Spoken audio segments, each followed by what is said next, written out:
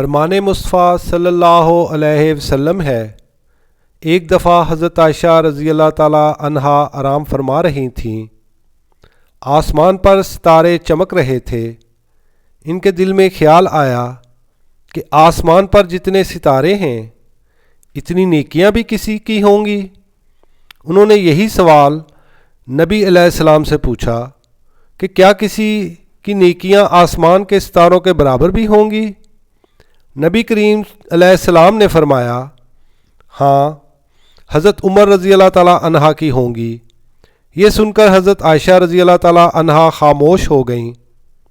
پھر تھوڑی دیر کے بعد نبی علیہ السلام نے خود پوچھا، عائشہ تم سوچ رہی ہوگی کہ میرے والد کا نام نہیں لیا؟